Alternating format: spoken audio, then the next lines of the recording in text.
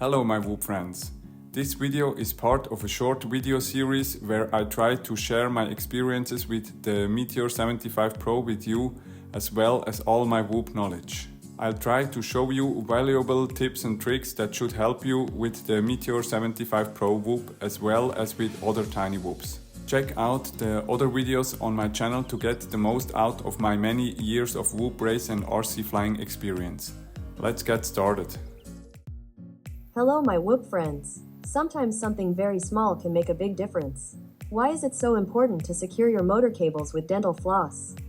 Or with rubber adhesive? And why should you also secure other cables if possible? You'll learn all this and perhaps more in this video. From my many years of experience, I can tell you that cable breaks usually occur at the beginning and end of a cable. Cable breaks are annoying, especially when you're flying and don't have a soldering iron with you. Some pilots therefore always take a soldering iron with them when they fly.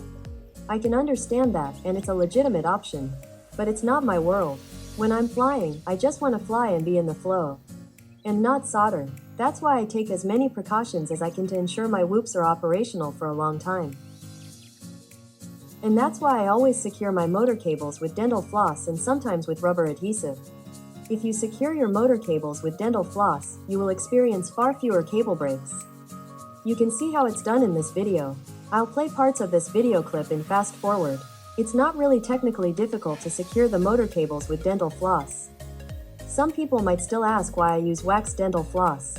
In my experience, the knots hold very well with this dental floss. I usually tie several knots. 2 single knots, a double knot, a triple knot, and then another double knot and a single knot. Something like this. Then the knot lasts a very, very long time. Cable breaks occur when the cable moves back and forth in larger movements during crashes or when there are smaller movements due to vibrations from bent propellers and bent motor shafts. The G-forces cause the cable to move by moving the mass of the cable back and forth. The greatest movement occurs at the beginning and end of the cable where it is attached. If you secure the motor cable, you can have this swinging mass. Then higher G-forces are needed to move the cable. With some whoop motors or motor cables, it is not enough to just secure the cable with dental floss. This is because with some motors, the cable is poorly attached to the motor. Some motors don't have a PCB, and the motor wires are soldered directly to the enameled wire of the motor windings. With these motors, you'll definitely need to use some rubbery glue to secure the wires. Some motors have the same design but already have glue to secure the wires. I often secure these wires with a bit more glue. You can use E6000 or UHU Pour as glue. You can use any glue that stays rubbery for at least 6 months and can be removed again.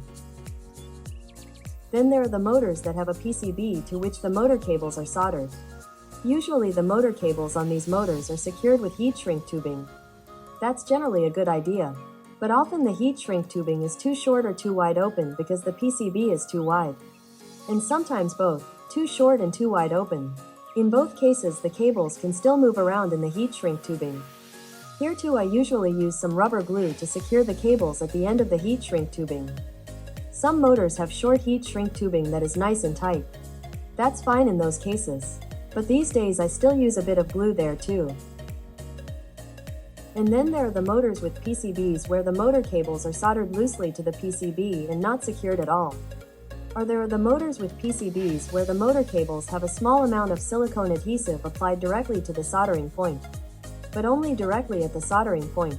Both are pointless and need to be improved if you want to fly the motors for a long time without any broken cables.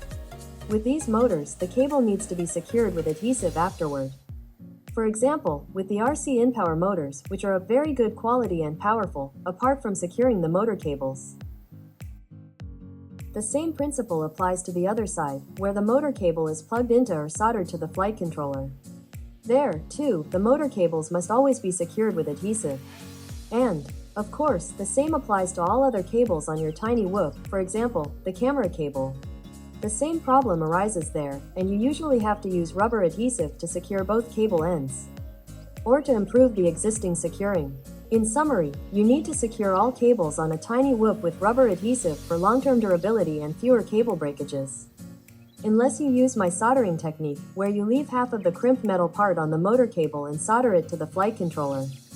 And you generally don't need to use adhesive on motor connectors either. You'll learn why this might still be an advantage, especially with the BetaFPV Meteor 75 Pro Whoop in the next video. Why I personally no longer fly with motor plugs and how you can solder the motor cables to the flight controller can be found in the video No Motor Plugs Equals More Fun, How to Remove Motor Plugs on a Meteor 75 Pro on this YouTube channel. I hope I was able to show you with this video that it's worth taking a close look at your Whoop hardware, giving it some thought, and possibly making some improvements before you take off. This way, you can save yourself a lot of worry later. I hope I've inspired you, and I look forward to seeing you again for the next video. In the coming months, there will be a few more videos about the Meteor 75 Pro. How you can modify it, how you can repair it, and so on.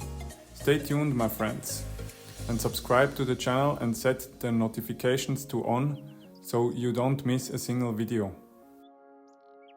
And last but not least, you can already find many videos of the Meteor 75 Pro on this channel in which I try to help you with this tiny whoop.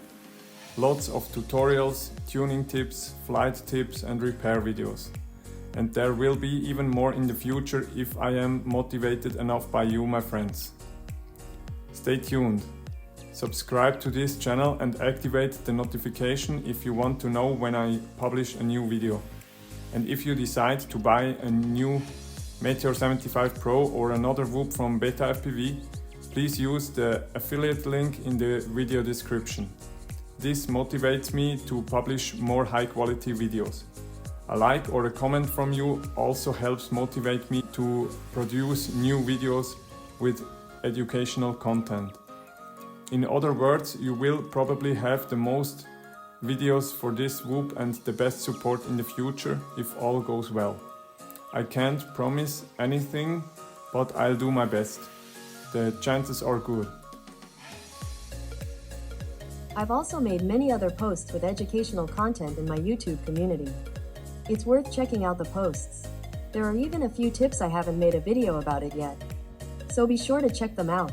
Maybe you can learn something from them that will make your whoop life a little easier.